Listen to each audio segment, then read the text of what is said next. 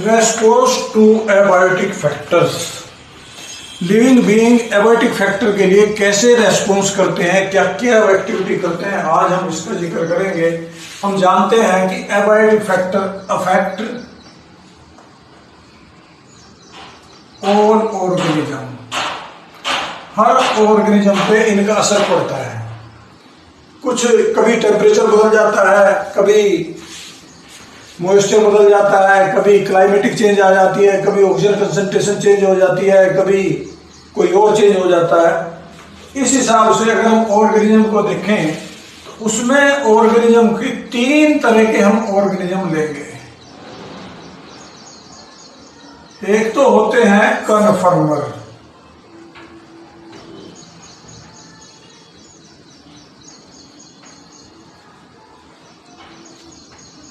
दूसरे होते हैं रेगुलेटर,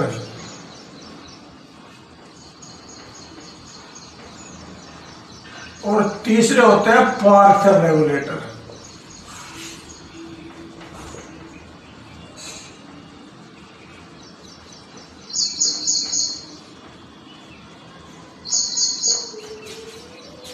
कन्फर्मर ऑर्गेनिज्म वो होते हैं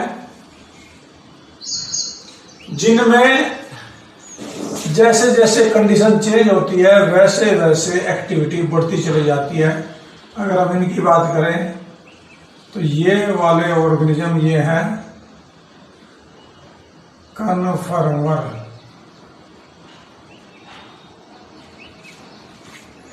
कन्फर्मर ऑर्गेनिज्म जैसे जैसे एनवायरमेंटल कंडीशन चेंज होंगी वैसे वैसे उनके शरीर की एबिलिटी चेंज होती चली जाती है। दूसरे आते हैं रेगुलेटर, ये है रेगुलेटर, इनका कोई फर्क नहीं पड़ता, ये रेगुलेट कर लेते हैं जैसे कि हम हैं। तो ऐसे ऑर्गेनिज्म को हम कहते हैं रेगुलेटर। कुछ ऑर्गेनिज्म ऐसे होते हैं जो एक लेवल तक रेगुलेट करते हैं, फिर आगे रेगुलेट नहीं कर सकते। कुछ लेवल तक वो, इनको हम कहते हैं पार्शियल रेगुलेटर।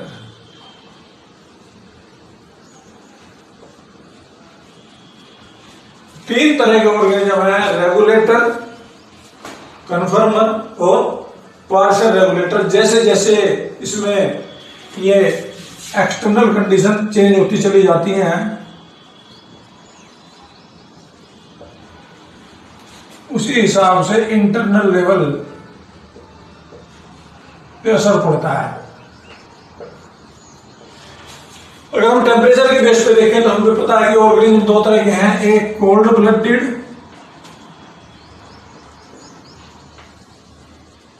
और दूसरे को हम कहते हैं वार्म ब्लडेड।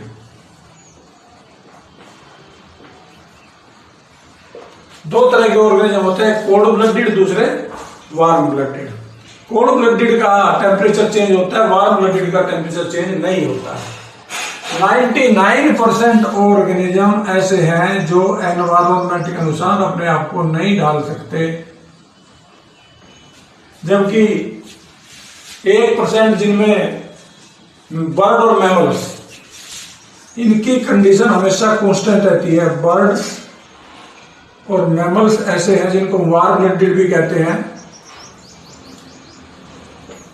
ये दोनों वार्म ब्लडेड में आते हैं जो एंडोथर्मिक एनिमल है। अब इसमें जब कंडीशन चेंज होती है तो ऑर्गेनिज्म क्या कर सकते हैं, आप देखें। सबसे पहले हम बात करेंगे टेम्परेचर चेंज की। जब टेम्परेचर चेंज होता है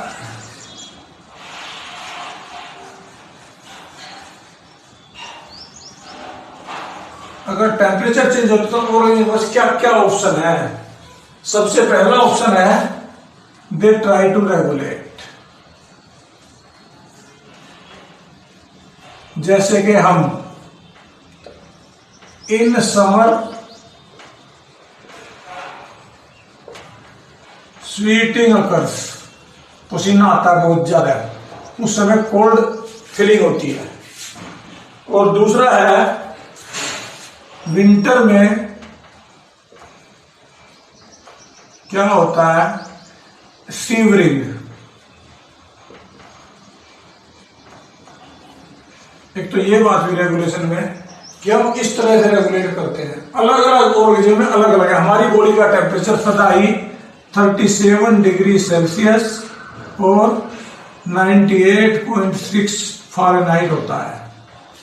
तो ये हमारा टेम्परेचर फिक्स होता है, चाहे एनवायरमेंट कंडीशन कुछ भी हो जाए, इसके लिए हमें कुछ भी करना पड़े तो हमारा बॉडी टेम्परेचर फिक्स रहेगा। तो ये तो है रेगुलेटर, हम रेगुलेट करते हैं। दूसरे होते हैं कन्फर्मर।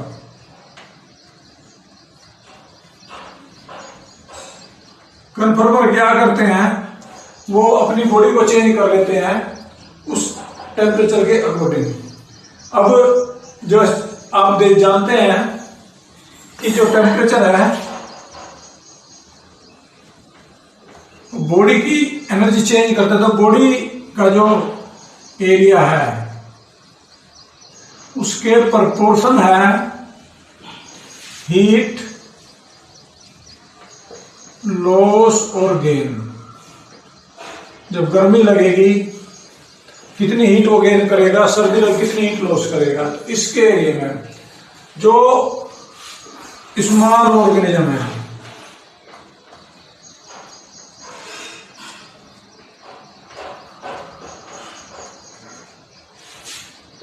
लार्ज सरफेस एरिया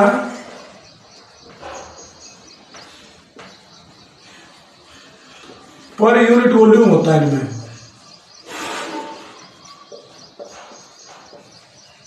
इसलिए उनको ज्यादा एनर्जी लॉस या गेन करनी पड़ेगी हीट और कोल्ड को कंट्रोल करने में। इतनी एनर्जी वो नहीं दे पाते, इसलिए small organism are never found in polar area.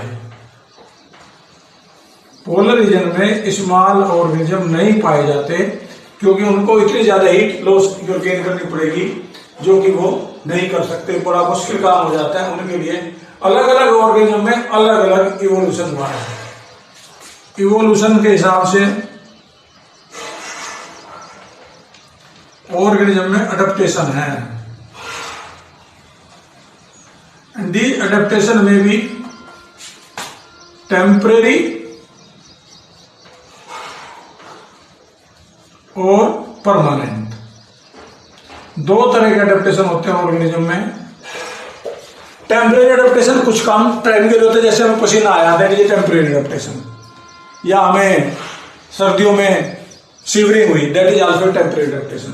Permanent adaptation organism में परमानेंट होता है, जैसे मछली पानी के लिए अडेप्टेड है, that is the permanent adaptation. तो वो पानी में रह सकती है, पानी के बाहर मछली नहीं रह सकती। This is such type of adaptation आती है इन डिफरेंट ऑर्गेनिज्म। अलग अलग ऑर्गेनिज्म में अलग अलग तरह के अडेप्टेशन हैं। तो ये इससे इवोल्यूशन में ये हो गया। अच्छा, अब जब ऑर्गेनिज्म में कंडीशन चेंज होती है तो ऑर्गेनिज्म के पास क्या अल्टरनेटिव है?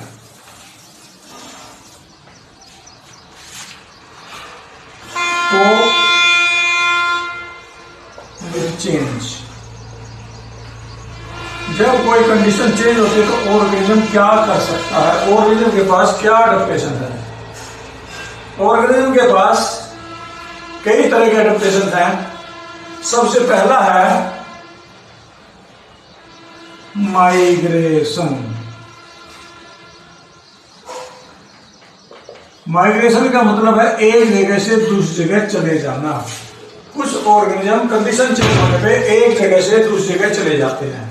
There are many organism which can migrate from one place to another. आपने देखा होगा कुछ ऑर्गेनिज्म सर्दी में, कुछ ऑर्गेनिज्म गर्मी में माइग्रेट करते हैं।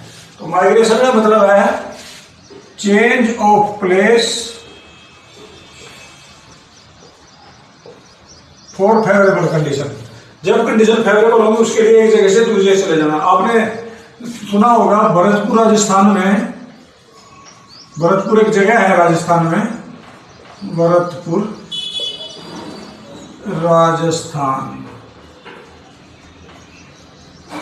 वहां एक बर्ड सेंचुरी है जिसका नाम है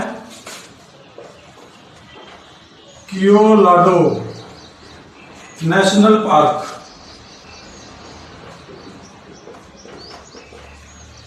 इस नेशनल पार्क में साइबेरिया से बर्ड आती हैं, साइबेरियन क्रेन। क्रेन है उसका नाम, उस बर्ड को हम क्रेन कहते हैं। That bird comes from Siberia to cope with cold condition. जब सर्दी होती है बहुत ज्यादा तो वो वहां से ये बर्ड यहाँ चली आती हैं, तो ये विंटर में आती है। They comes in the winter season, जब वहां सर्दी होती है in the winter season they comes to cope with the change in condition. इसको कहते हैं माइग्रेशन। जब कंडीशन फेवरेबल आ जाते हैं फिर यहाँ से चले जाते हैं। ऐसे बर्ड को कहते हैं migratory bird. Those bird which can move from one place to another, those animal which can move from one place to another place for change of season to adjust और ड्यूरिंग अनफेवरेबल कंडीशन। इसको हम कहते हैं migration. Migration में कोई organ, जैसे हमें बहुत ज्यादा गर्मी का सीजन है, कई बार हम घूमने के लिए पहाड़ों पे चले जाते हैं कुछ दिन के लिए, क्योंकि यहाँ मैदानी इलाकों में गर्मी बहुत ज्यादा हो जाती है। माइग्रेशन, माइग्रेशन का मतलब है हम फेवरेबल कंडीशन की कोशिश करेंगे, क्योंकि एनिमल एनवायरमेंट को नहीं बदल सकते, हम तो बदल लेते हैं। हम तो अपने घर में कूलर चला सकते हैं, सर्दियों में हीटर चला सकते हैं, एसी चला लेते हैं, बर्फ यूज कर लेते हैं, तो ये हमारा एक चेंज ऑफ कंडीशन है। जबकि एनिमल के केस में ये नहीं होता। तो एनिमल क्या करते हैं, माइग्रेट करते हैं। तो हमारे पास बहुत सारे, ये पहला कंडीशन है माइग्रेट। दूसरा आता है सस्पेंशन, सस्पेंड। सस्पेंड का मतलब है हम अपनी एक्टिविटी कम कर देते हैं। मैनी ऑर्गेनिज्म कैन डिक्रीज और स्टॉप देयर एक्टिविटीज। एनिमल के द्वारा अपनी एक्टिविटी को रोकना या सस्पेंड करना या कम करना, इसको हम कहते हैं सस्पेंड। जैसे कैसे, जैसे सस्पेंड में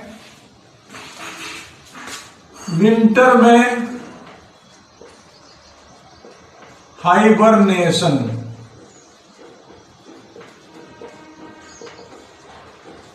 और समर में एस्टिवेशन।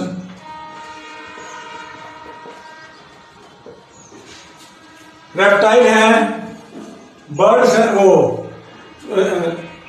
एम्फीबिया है। रेप्टाइल और एम्फीबिया जैसे कंडीशन अनफेवरेबल होती है तो वो अपने आप को हाइबरनेशन, एस्टिवेशन हो जाते हैं। इसमें पोलर बियर भी, सर्दी के दिनों में जब बहुत ज्यादा बर्फ पड़ती है तो पोलर बियर भी हाइबरनेशन में चला जाता है, और हाइबरनेशन में जाने के लिए वो एक्टिविटी कम कर देता है, वो कुछ नहीं करता, इनएक्टिव सा हो जाता है। इस कंडीशन को हम कहते हैं सस्पेंशन। वो अपनी सारी कंडीशन सस्पेंड कर देता है। इसी तरह से सीड डोरमेंसी, अनफेवरेबल कंडीशन में सीड डोरमेंसी, सीड में डोरमेंसी होती है, वो जमते नहीं, they do not germinate. This is also another response for the seed. इसके अलावा बहुत सारे ऐसे ऑर्गेनिज्म होते हैं जो चेंज कंडीशन में जैसे स्पोर बना लेते हैं। बहुत सारे प्रोटोजोन है, बैक्टीरिया है, फंजाई, प्रोटोजोन और बैक्टीरिया, वे स्पोर बना लेते हैं। स्पोर क्या है, स्पोर एक थिक कवरिंग है। This is the thick covering. इस कवरिंग को कहते हैं सिस्ट, और सिस्ट के अंदर ये ऑर्गेनिज्म है, इसको कहते हैं स्पोर। तो बहुत सारे ऑर्गेनिज्म स्पोर बना लेते हैं, तो ये स्पोर अनफेवरेबल कंडीशन में सर्वाइव करते हैं।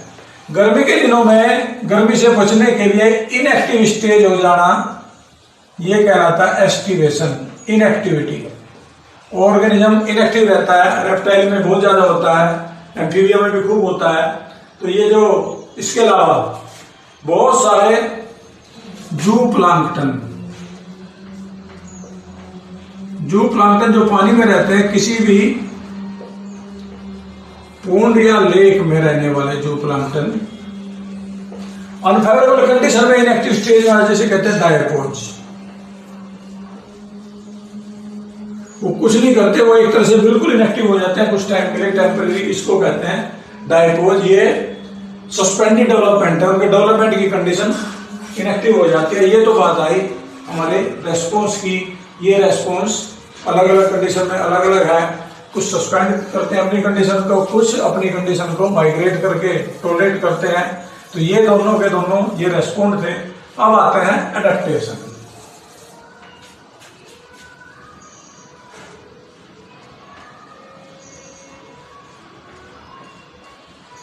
एडेप्टेशन है change in activity, structure, function और बिहेवियर। इसमें जो चेंज होता है उसको हम कहते हैं अडेप्टेशन। अडेप्टेशन से ऑर्गेनिज्म में चेंज आता है। ऑर्गेनिज्म में ये चेंज किसी भी तरह का हो सकता है। दैट में भी इन दी एक्टिविटी, वो कम एक्टिव हो जाए, ज़्यादा एक्टिव हो जाए, या वो अपनी फिजियोलॉजी चेंज कर ले। Physiological change,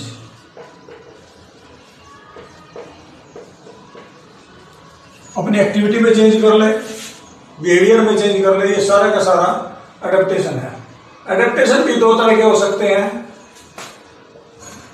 temporary. Temporary adaptation की हम बात नहीं करेंगे। टेम्परेरी जैसे मैंने बता दिया, गर्मी में हमें पसीना आ जाता है, दैट इज टेम्परेरी अडेप्टेशन। सर्दियों में हम कपकपा जाते हैं, वो भी एक टेम्परेरी है, वो परमानेंट नहीं है। इसी तरह से परमानेंट अडेप्टेशन,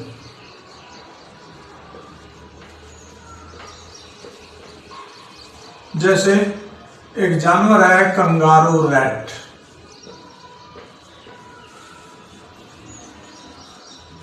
ये कभी पानी नहीं पीता, नेवर ड्रिंक्स वाटर। एक रैट होता है जो रेगिस्तान में पाया जाता है। This is a variety of rat which never drink water and it is known as kangaroo rat. इसको हम कंगारू रैट कहते हैं। ये कभी भी पानी नहीं पीता। ये कहाँ पाया जाता है? ये रेगिस्तान में पाया जाता है। कैसे एडजस्ट करता है? It conserve water. कैसे? नो स्वीटिंग, पसीना इसको बिल्कुल नहीं आता। दूसरा, concentrate urine,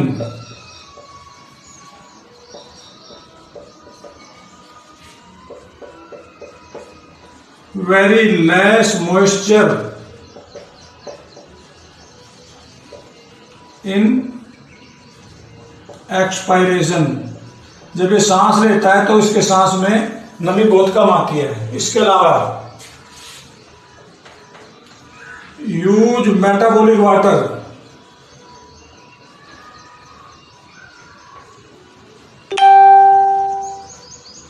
from oxidation of fat. Fat के ऑक्सीडेशन से जो पानी मिलता है उस पानी को ये कंज्यूम करता है। तो इसमें कुछ एडेप्टेशन है। तो ये कंगारू रैट, और ये नॉर्थ अमेरिका के डेजर्ट में पाया जाता है। नॉर्थ अमेरिकन डेजर्ट में खूब पाया जाता है। तो इसमें ये एडेप्टेशन है। आपने सुना होगा कैमल, कैमल भी डेजर्ट के लिए एडेप्टेड है। वो भी पानी को कंजर्व करता है। उसमें भी इसी तरह से एडेप्टेशन है। कंसंट्रेटेड यूराइन करता है, पानी को स्टोर कर लेता है, पसीना उसको नहीं आता, रेस्पिरेशन में भी कम पानी निकालता है, तो वो भी पानी के बिना बहुत लंबे समय तक रह सकता है। तो ये एक तो ये तो एडेप्टेशन हुई इसकी। अब हम आगे बात करेंगे कुछ प्लांट्स में एडेप्टेशन होती है।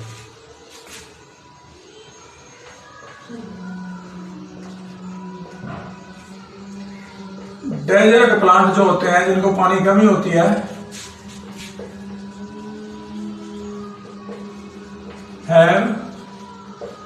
संकन स्टोमेटा, या तो स्टोमेटा संकन होते हैं, और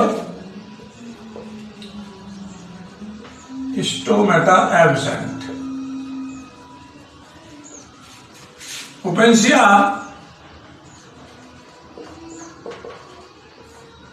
leaves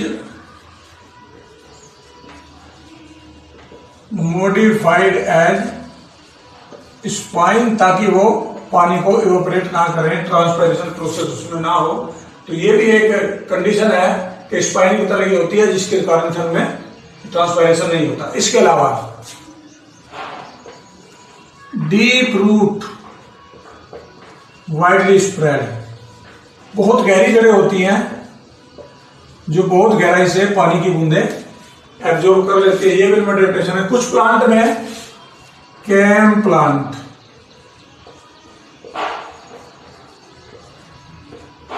can form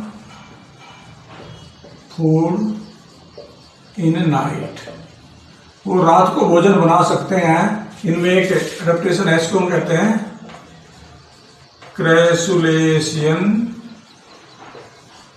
acid metabolism. ये प्रोसेस पाई जाती है ऐसे प्लांट में जिनमें पानी की कमी होती है, जो रेगिस्तान में रहते हैं, जो अंधेरे में रहते हैं, जो ज्यादा पानी की कमी है, तो उनमें ये कैम प्रोसेस पाई जाती है। कैम प्रोसेस ये एक ऐसी प्रोसेस है जिसमें वो पानी को कंजर्व कर सकते हैं। पानी कंजर्व करने के लिए स्टोमेटा रात को खुलते हैं, दिन में स्टोमेटा बंद रहते हैं। तो ऐसी प्रोसेस ये कैम प्रोसेस है। इस तरह से बहुत सारे एडेप्टेशन है, अलग अलग ऑर्गेनिज्म में अलग अलग एडेप्टेशन है, किसी में कोई है, किसी में कोई है। दूसरा आता है, एक है एलन रूल। एलन एक साइंटिस्ट था, उसने एक रूल दिया। क्या है वो रूल? एलन रूल है कि जो मैमल्स हैं कोल्ड एरिया के, the mammals living in cold area have short ear and limbs. Allen rule में एलन कहता है the mammals of colder area have short ear and limbs। हमें सबसे ज्यादा सर्दी ईयर या लिम्स से लगती है, तो जो कोल्डर एरिया में रहते हैं वहां क्योंकि सर्दी ज्यादा होती है, तो इसलिए वो ईयर और लिम्स को छोटा कर लेते हैं ताकि उनको सर्दी कम लगे, वो सर्दी से बच सकें। ये एक एडेप्टेशन है इनमें, इसको कहते हैं एलन रूल। एलन रूल के अनुसार ये ऑर्गेनिज्म अपने आप को एडजस्ट करने के लिए, कोल्ड एरिया में रहने के लिए अपने ईयर और लिप्स को छोटा कर लेते हैं। तो ये इसलिए जो पोलर एरिया में ऑर्गेनिज्म होते हैं, polar animals follow this rule, क्योंकि वहां बहुत ठंड होती है, उनमें ये रूल फॉलो होता है। उनमें ऐसा ही होता है कि उनमें जो टेम्परेचर, कम टेम्परेचर में रहने वाले जितने भी ऑर्गेनिज्म हैं वो सारे के सारे, इसके अलावा कुछ ऐसे भी ऑर्गेनिज्म होते हैं जो लो टेम्परेचर पे सर्वाइव करते हैं। उनमें thick fat layer under the skin, thick fat layer, जिसको हम कहते हैं ब्लबर, अंडर स्किन। ये वास्तव में इंसुलेशन का काम करती है, इंसुलेशन, जिससे उनको सर्दी कम लगती है। तो ऐसे ऑर्गेनिज्म जो ज्यादा सर्दी में रहते हैं उनमें ये इंसुलेशन के लिए उनमें ये लेयर पाई जाती है, तो इस लेयर से वो सर्दी से बच जाते हैं। This is layer adaptation. इसके अलावा जो डीप वाटर में रहते हैं, have pressure controlling mechanism,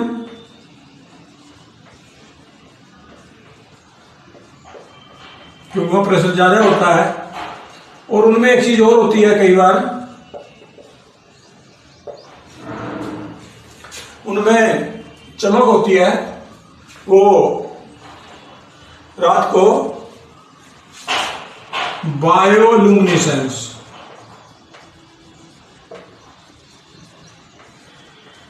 ये भी एडेप्टेशन पाया जाता है डीप एनिमल्स में।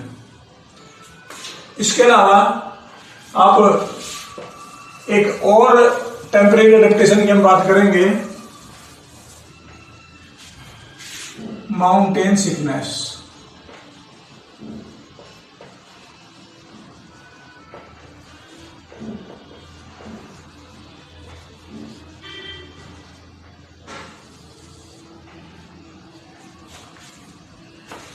माउंटेन सिकनेस एक इस तरह की कंडीशन है जब हम अचानक पहाड़ों पे जाते हैं, from plain to hill as Rohtang, ये 3500 मीटर से ऊंचा है, मोर देन 3500 मीटर। तो क्या होता है जब हम प्लेन से ऊपर जाते हैं अचानक, तो हमें कुछ चेंज होते हैं इसमें। नोजिया हो सकता है, हमें हेडेक हो जाता है, किसी किसी को वोमिटिंग भी हो जाती है। कुछ ऐसे चेंज हो जाते हैं जिनको हम माउंटेन सिकनेस कहते हैं। अगर हम इसमें जाएं तो nausea, headache, fatigue,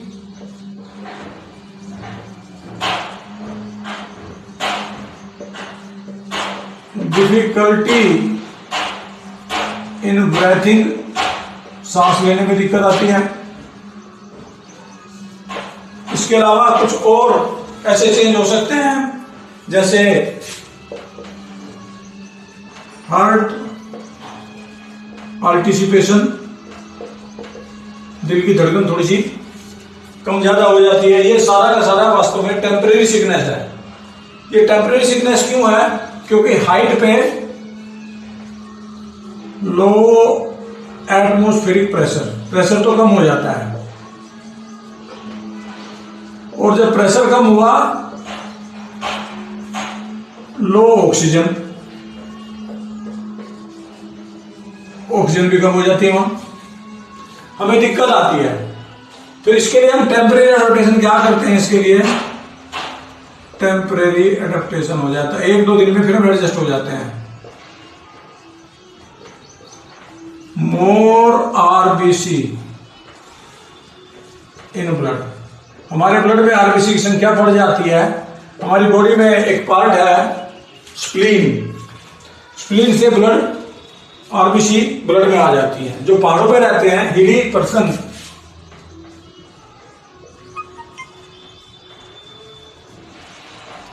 have more RBC and haemoglobin. RBC ज्यादा होते हैं, हीमोग्लोबिन ज्यादा, जिससे कम ऑक्सीजन की सांस ले लेता है। ये टेम्परेरी एडेप्टेशन है। और फिर जब हम नीचे आ जाते हैं, प्लेन एरिया में आके फिर नॉर्मल हो जाता है। देख जाते हो टेम्परेरी एडेप्टेशन, इसको कहते हैं माउंटेन सिकनेस। इसके अलावा कुछ ऑर्गेनिज्म ऐसे होते हैं जो हाई टेम्परेचर पे रह सकते हैं। आप जानते हैं आर के बैक्टीरिया,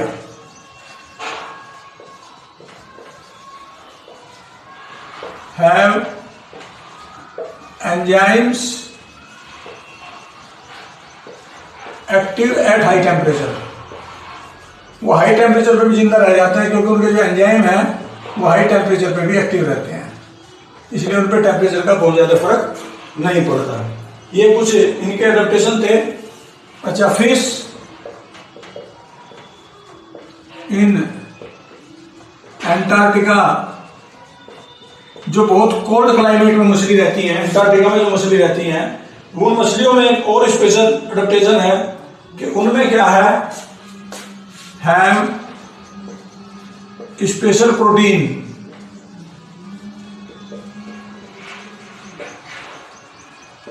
इन ब्लड, जो उनको एंटी फ्रीज प्रोटीन कहते हैं इसको। This is the antifreeze protein. ये एंटी फ्रीज प्रोटीन इनको जमने नहीं देती, जिसकी वजह से ये एक्टिव रह जाते हैं। इस तरह से ये टॉलरेट कर जाते हैं। इसके अलावा कुछ organism change activity as environment, environment के अनुसार अपनी एक्टिविटी चेंज कर लेते हैं। बहुत सारे ऑर्गेनिज्म हैं, जैसे फ्रॉग है, लिजार्ड है, स्नेक है। इनकी एक्टिविटी एनवायरमेंट डिपेंड करती है। जब एनवायरमेंट फेवरेबल है तो ज्यादा एक्टिव हो जाते हैं। इसके अलावा कुछ टेम्परेचर से बचने के लिए नॉकटर्नल हैबिट, रात को निकलते हैं, दिन में वो लिजार्ड जब हॉट होता है तो वो सैड वाले इलाके में चली जाती है और कोल्ड में वो सन वाले एरिया में आ जाती है, कोशिश करती है टेम्परेचर एडजस्ट करने की। ये भी इसका एक टेम्परेरी एडेप्टेशन है जिसमें कोई ऑर्गेनिज्म अपने कंफर्ट जोन में आ जाती है। इसके अलावा कुछ ऑर्गेनिज्म हाई टेम्परेचर पे बरो में चले जाते हैं, बरोइंग हैबिट है, नीचे बिल में चले जाते हैं, जैसे चूहा है, बरोइंग हैबिट, ताकि उन पे टेम्परेचर का असर कम से कम हो। ये थे कुछ अडेप्टेशन ऑर्गेनिज्म में, अलग अलग ऑर्गेनिज्म में अलग अलग तरह के अडेप्टेशन है जिनको हम इजीली देख सकते हैं। इसके बाद हमारा अगला टॉपिक आता है population.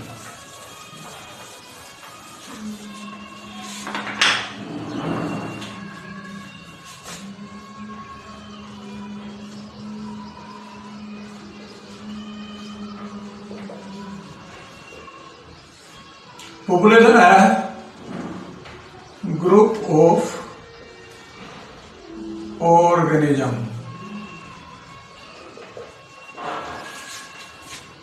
in a particular area। और ये जो पॉपुलेशन है ये हर एनिमल की अलग अलग होती है। जैसे ह्यूमन पॉपुलेशन हो सकती है, डॉग पॉपुलेशन हो सकती है, प्लांट पॉपुलेशन हो सकती है, अर्थात स्पीशीज की एक पॉपुलेशन होती है। एक जैसी स्पीशीज किसी एरिया में जितनी है, हम सबकी संख्या को मिला के कहते हैं पॉपुलेशन। तो ये जो पॉपुलेशन है, ये पॉपुलेशन किसी एरिया में एक पार्टिकुलर टाइम पे ये जो पॉपुलेशन है, ये पॉपुलेशन वो ऑर्गेनिज्म है that share same geographical area. एक ही एरिया में जो एक जैसे ऑर्गेनिज्म सबको मिला के कहते हैं population। Every population has organism that live in a particular area। एक ही एरिया में जितने ऑर्गेनिज्म रहते हैं वो सारे के सारे पॉपुलेशन है। पॉपुलेशन बनती है स्पीशीज से, ग्रुप ऑफ स्पीशीज है, सेम स्पीशीज। और स्पीशीज है that can interbreed under natural condition.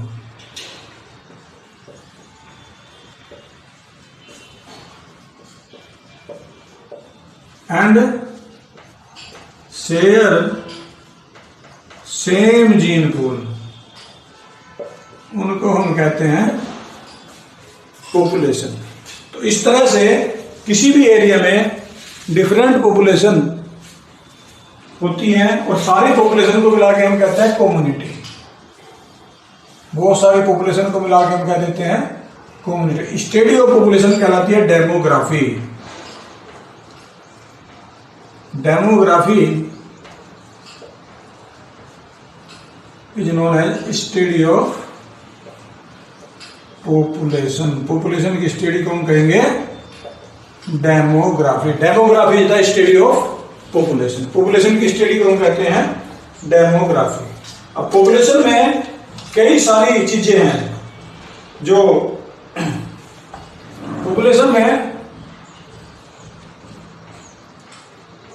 Birth rate,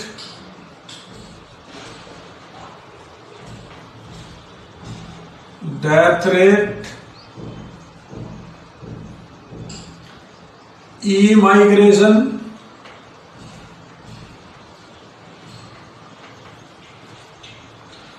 इनमाइग्रेशन, ये चार मेन फैक्टर हैं जो किसी पॉपुलेशन को इफेक्ट करते हैं। लेकिन इसके अलावा हम पॉपुलेशन में एक चीज और देखते हैं,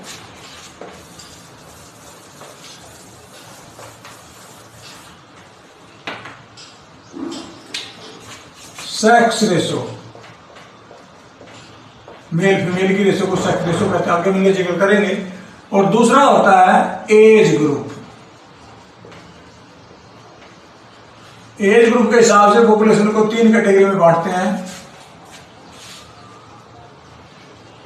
प्री रिप्रोडक्टिव,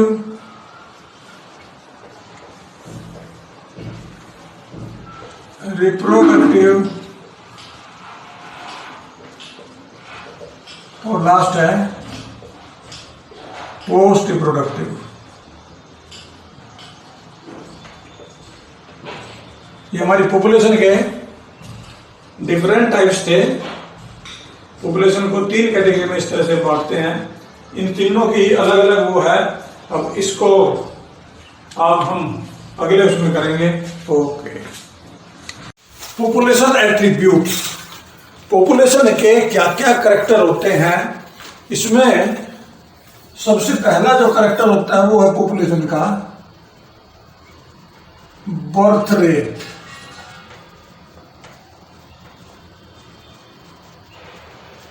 बर्थ रेट को हम लिखते हैं बी से। ये बर्थ रेट बी है। बर्थ रेट का मतलब होता है कि कितनी population,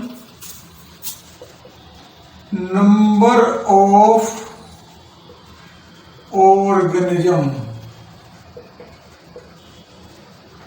born in a fixed time. Generally ये पर 1000 कैलकुलेट करते हैं।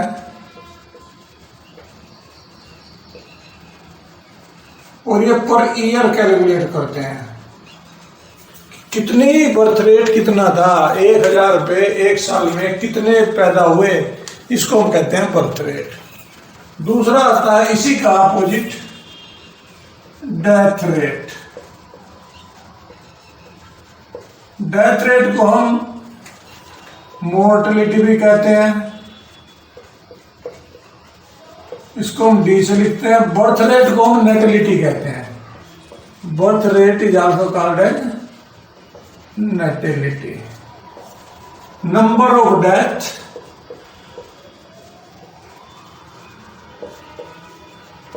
इन एनी पॉपुलेशन। ये भी एक फिक्स टाइम में होता है। इन फिक्स टाइम, इसको भी जनरली पर 1000 भी कैलकुलेट करते हैं। पर 1000 पर ईयर। और इसको हम डी से लिखते हैं। ये डेथ रेट हो गया, बर्थ रेट, दूसरा डेथ रेट। तीसरा आता है इमाइग्रेशन।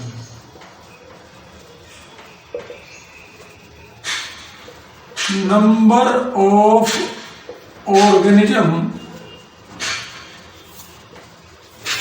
मूव आउट, जो कहीं चले गए, कुछ लोग छोड़ के चले जाते हैं किसी कारण से, जो बाहर चले जाते हैं, आउट है, वो इमाइग्रेशन यानी कि माइनस हो गए।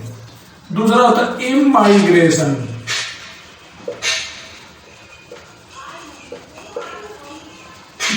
Immigration the number of organism come in that area, come in A population.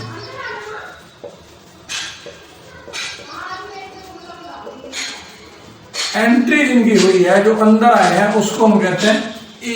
इसको आई से लिखते हैं, इसको ई से लिखते हैं। तो इस तरह से ये पॉपुलेशन के 4 मेन एट्रीब्यूट हैं: birth rate, death rate, immigration, immigration. एक और भी इसमें बर्थ में होता है, उसको हम कहते हैं सेक्स रेशो।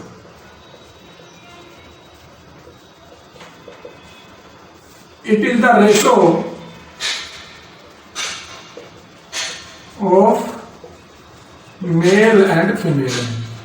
ये सिंबल मेल का होता है और ये सिंबल फीमेल का होता है। ये भी पॉपुलेशन के लिए इंपॉर्टेंट है। ये रेशो बैलेंस रहनी चाहिए।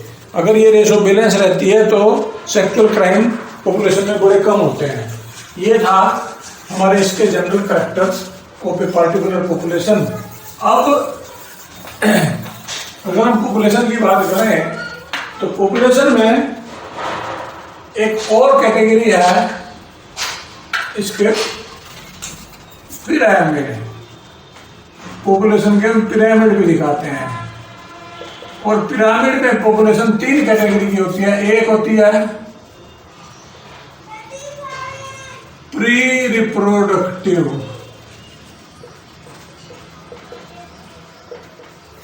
यंग पॉपुलेशन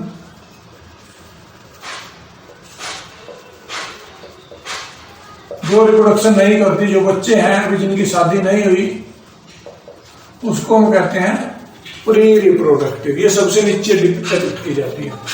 दूसरी आती है reproductive, which are producing children, जो बच्चे पैदा कर रहे हैं।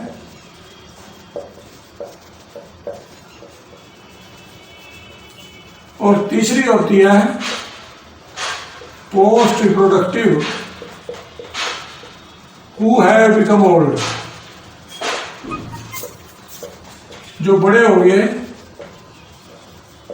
एंड नॉट रिप्रोड्यूसिंग, पहले रिप्रोडक्शन उन्होंने किया है, अब वो रिप्रोडक्शन नहीं कर रहे, अब वो बुढ़े हो गए, बड़े हो गए, जो पेरेंट्स हैं वो, उनको हम कहते हैं पोस्ट रिप्रोडक्टिव। तो तीन कैटेगरी में इसको हम बांटते हैं। अब हम इनका डिपिक्ट करेंगे पिरामिड के हिसाब से, अकॉर्डिंग टू पिरामिड। पहली पॉपुलेशन है ग्रोइंग पॉपुलेशन। ग्रोइंग पॉपुलेशन में क्या है, ये सबसे नीचे ये है प्री रिप्रोडक्टिव, इसके ऊपर रिप्रोडक्टिव,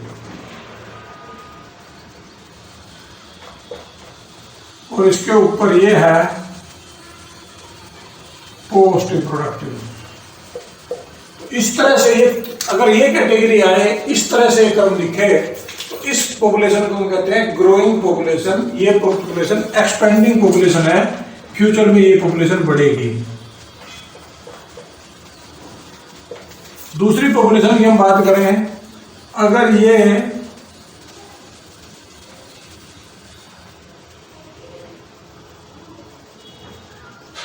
इक्वल है, ये प्री, ये रिप्रोड्यूसिंग और ये पोस्ट, ये स्टेबल पॉपुलेशन है। स्टेबल पॉपुलेशन नॉर्वे और इटली में है। तीसरी पॉपुलेशन, अगर ये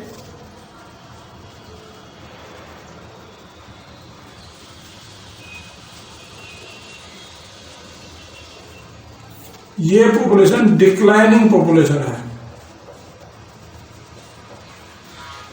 जैसे कि चाइना ने पॉपुलेशन कंट्रोल किया था, तो ये पॉपुलेशन आती है डिक्लाइनिंग पॉपुलेशन। इसमें ये प्री रिप्रोडक्टिव कम है, रिप्रोडक्टिव ज्यादा है, पोस्ट रिप्रोडक्टिव भी कम है, तो ये पॉपुलेशन अब घटती जा रही है। तो तीन कैटेगरी में पॉपुलेशन को बांटते हैं depending upon the type of the growth. ये तीन तरह की पॉपुलेशन हमारे पास आई, एक एक्सपेंडिंग, दूसरी स्टेबल और तीसरी डिक्लाइनिंग। तो इस तरह से पॉपुलेशन में पता लगा लेते हैं कि पॉपुलेशन किस तरह की है, कैसी है। अब इसको मेजर कैसे करते हैं, हाउ वी मेजर पॉपुलेशन। इसके लिए हमारे पास एक स्केल है, उसको हम कहते हैं population density.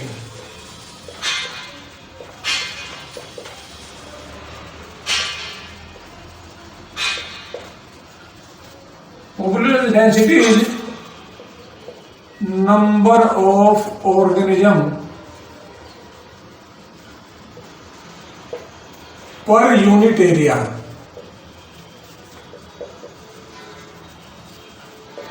at a particular time।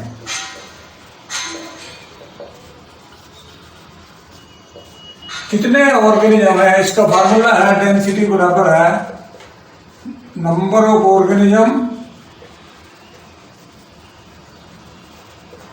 Upon area, यानी कि n बाई ए। ये पॉपुलेशन डेंसिटी होती है। पॉपुलेशन डेंसिटी को हम पर स्क्वायर किलोमीटर में मापते हैं। पॉपुलेशन डेंसिटी चेंज होती रहती है। कई बार किसी पॉपुलेशन में इट इज वेरिएबल, कोई चेंज इसमें बहुत फास्ट होता रहता है। कुछ ऑर्गेनिज्म पैदा हो जाते हैं, कुछ मर जाते हैं, कुछ माइग्रेट कर जाते हैं। लेकिन ये पॉपुलेशन डेंसिटी भी मेजरमेंट है किसी भी पॉपुलेशन का। अब बात करते हैं पॉपुलेशन ग्रोथ।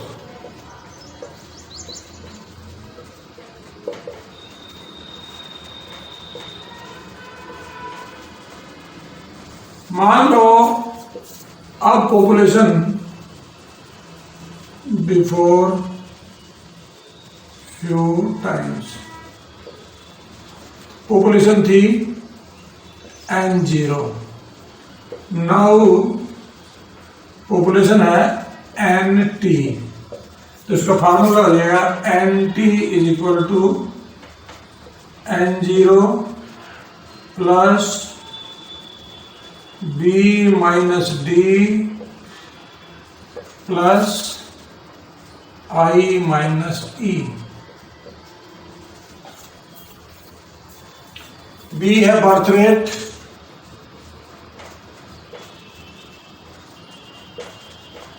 D है डेथ रेट, I है इमाइग्रेशन और E है इमाइग्रेशन। इस तरह से किसी भी पॉपुलेशन को पता लगा लेते हैं। If B plus I greater than B plus E then it is a expanding population।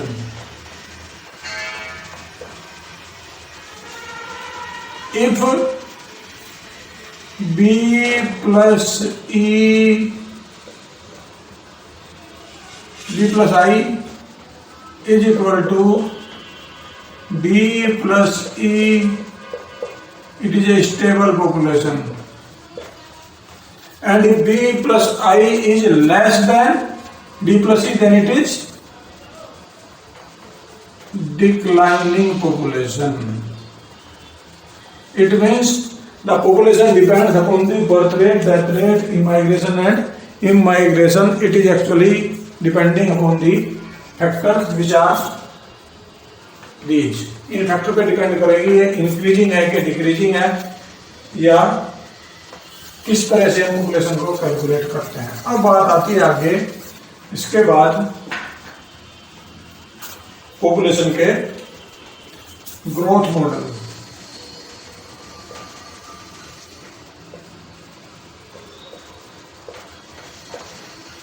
Population के दो ग्रोथ मॉडल हैं, एक है एक्सपोनेंशियल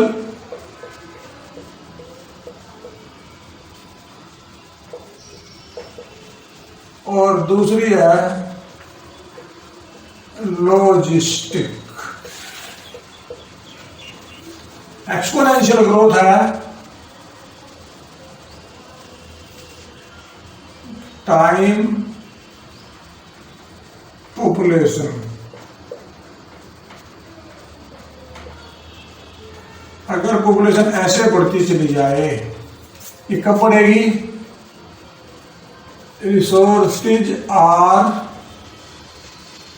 अनलिमिटेड, रिसोर्स में कभी कमी नहीं होती। Food, water, shelter, soil, air, all these are unlimited. तो ये चलेगी, जे शेप कर रहा है, ये तो होगी कैसी ग्रोथ है? एक्सपोनेंशियल। अगर ये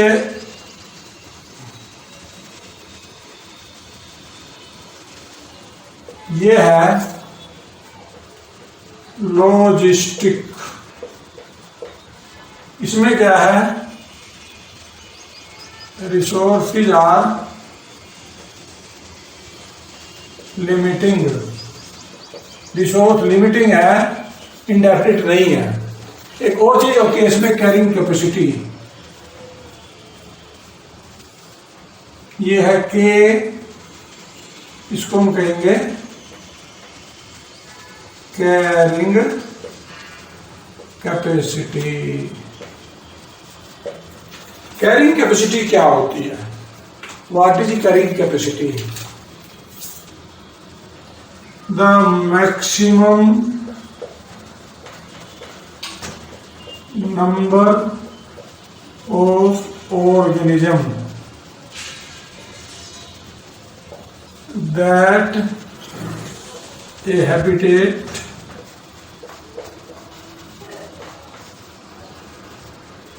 can have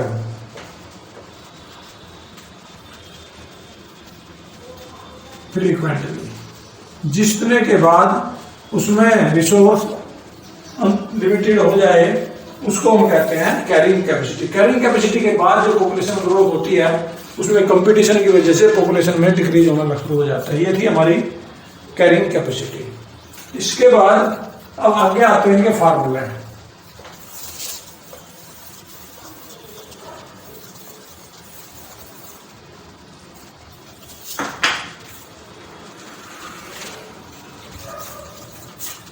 The rate of growth is R. Then dN by dt is equal to R into N, और R बराबर होता है B minus D in a normal population. हम E और I को कंसीडर नहीं करते, I E नेग्लिजिबल मान लेते हैं। हम ये मान लेते हैं E माइग्रेशन और E माइग्रेशन में कोई ज्यादा फर्क नहीं पड़ेगा, तो इससे पॉपुलेशन में वो कोई बात रहती है। अब हम बात करेंगे इसकी एक्सपोनेंशियल ग्रोथ के ग्रोथ मॉडल में फार्मूले की। एक्सपोनेंशियल ग्रोथ में जो है ये होता है d n upon d t is equal to r n होता है। ये है एक्सपोनेंशियल ग्रोथ का फार्मूला। अब आता है इसके बाद ये जो लॉजिस्टिक ग्रोथ है। लॉजिस्टिक ग्रोथ में d n upon d t in logistic d n upon d t is equal to, अब ये आर इंटू, अब ये जो एन है इस एन की जगह आ जाएगा क्योंकि कैरिंग कैपेसिटी लिमिटेड है के माइनस एन बाई के। इसमें r is intrinsic rate of growth, और इसको हम इंट्रिंसिक रेट ऑफ ग्रोथ को आर से लिखते हैं। इसकी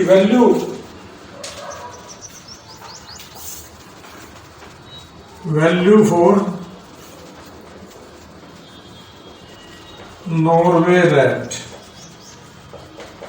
0.015, अलग अलग के लिए अलग अलग होती है। फ्लोरबिटल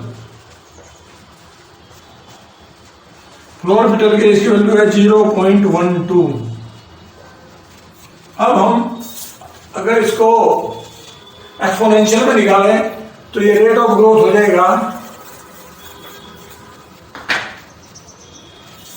N t is equal to N0 ERT, NT is equal to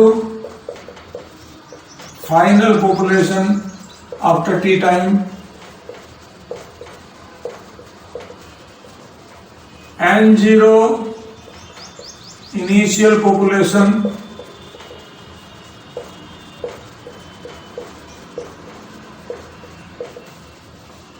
E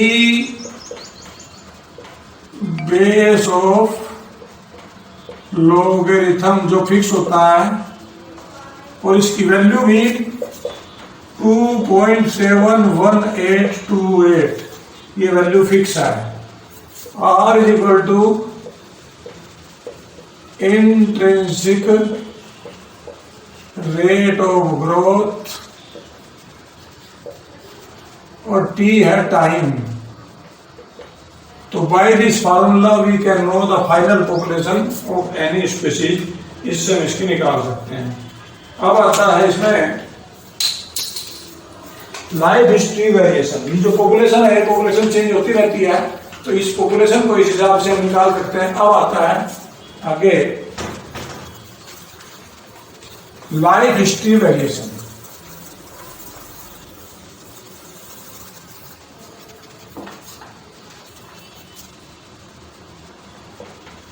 life history variation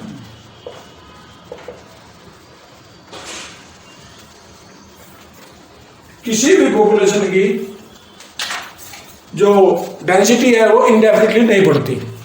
कुछ टाइम के बाद अपने आप वो पॉपुलेशन घटनी शुरू हो जाती है, उसमें कमी आ जाती है। उस रेट से पॉपुलेशन हमेशा नहीं बढ़ती, क्योंकि हर ऑर्गेनिज्म में एक पैटर्न है। सम आर सीजनल ब्रीडर, साल में एक बार रिप्रोडक्शन करेंगे, इनको हम कहते हैं सीजनल ब्रीडर, जिनका एक डेफिनेट सीजन होता है, जो एक ही टाइम में वो ब्रीडर करते हैं। एक टाइम में, जैसे दो रेनी सीजन में जनरली इनका रिप्रोडक्शन होता है। कुछ होते हैं वन टाइम ब्रीडर, उनमें एक ही बार रिप्रोडक्शन करते हैं अपने जीवन में, इन देयर लाइफ। इसमें बैम्बू अपने जीवन काल में एक ही बार एक पैसिफिक साल्मन फिश,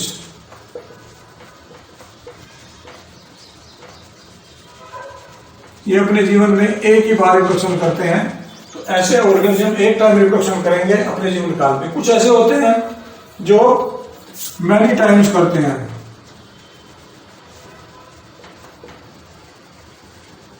इसमें ज्यादातर बर्ड्स और मैमल्स आते हैं। कुछ ऐसे भी ऑर्गेनिज्म होते हैं जो एक ही टाइम में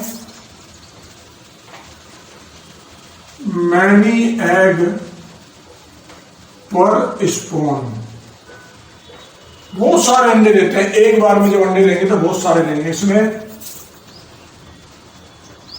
ओयस्टर, पैलेगिक फिश। कुछ ऑर्गेनिज्म ऐसे होते हैं large size but less organism, बड़े हैं लेकिन कम ऑर्गेनिज्म देंगे, जैसे कि एलिफेंट है, बहुत लंबे समय में बच्चे देते हैं। इसी तरह से ज्यादातर मैमल्स हैं, ये कम बच्चे देंगे, इनकी पॉपुलेशन कंपैरेटिवली कंट्रोल रहती है। ये डिफरेंट ऑर्गेनिज्म का पॉपुलेशन पैटर्न था। This pattern varies from species to species, अलग अलग स्पीसीज के लिए ये पैटर्न अलग अलग होता है। ये हमारा था पॉपुलेशन की ग्रोथ और पॉपुलेशन का कंट्रोल।